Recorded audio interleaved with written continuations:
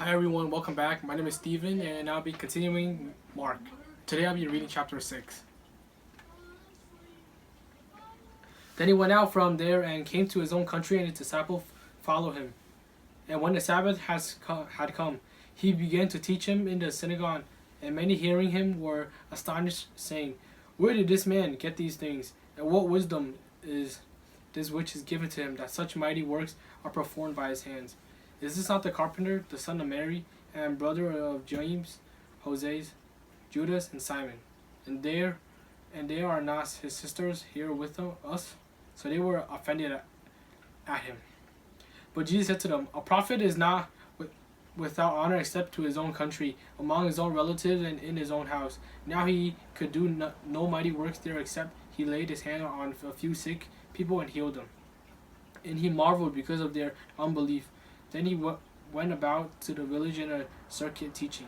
And he called the 12 in himself and began to set them out 2 by 2 and gave them power over unclean spirit. He commanded them to take nothing for a journey except a staff, no bag, no bread, no copper in their money belts, but to wear sandals and not put on 2 tunics. And he also said to them, "In whatever place you enter a house, stay there till you departed from the place. And whoever will not receive you nor hear you when you departed from there, shake off the dust under your feet as a testimony against them. Assuredly, I say to you, it will be more tolerable for Sodom and Gomorrah in the day of judgment than for that city." So they went out and preached that people should repent. And they cast out many demons and anointed with oil many who were sick and healed them. Now King Herod heard of him, for his name had become well known. And he said, "John the Baptist is risen from the dead, and therefore these power are at work in him." Others say it is Elijah, and others say it is the prophet, or like one of the prophets. But when Herod heard, he said, "This is John whom I beheaded. He had been raised from the dead." For Herod himself has sent and laid hold of John and bound him in prison for the sake of Herodias, his brother Philip's wife, for he had married her. Because John has said to Herod, "It is not lawful for you to have your brother's wife." Therefore Herodias held it against him and wanted to kill him, but she could not. For Herod feared John, knowing that he was just and holy man. And he protected him, and when he heard him, he did many things and heard him gladly. Then an opportune day came when Herod on his birthday gave a feast for his nobles, the high officers, and the chief men of Galilee. And when Herodias' daughter herself came in and danced and pleased Herod and those who sat with him, the king said to the girl, "Ask me whatever you want, and I will give it to you." He also swore to her, "Whatever you ask me, I'll give it to you, up to half my kingdom." So she went out and said to her mother, "What shall I do? What shall I ask?"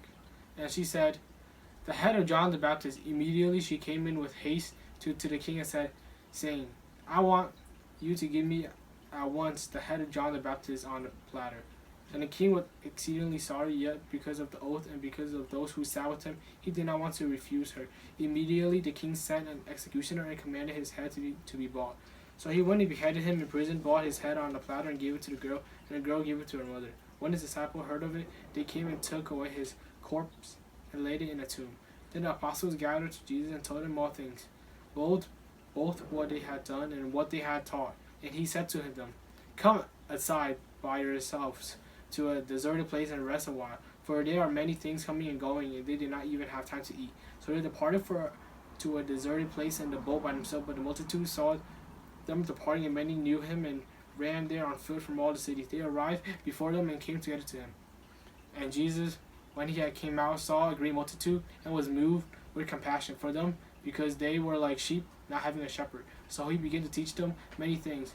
When the day was not far from spent, his disciples came to him and said, "This is a deserted place, and already the hour is late. Send them away, that they may go into the surrounding city and village and buy themselves bread, for they have nothing to eat." But he answered and said to them, "You give them something to eat." And they said to him, "Shall we go and buy 200 denarii worth of bread and give them something to eat?" But he said to them, "How many loaves do you have? Go and see." And when they found out, they said, 5 and 2 fish.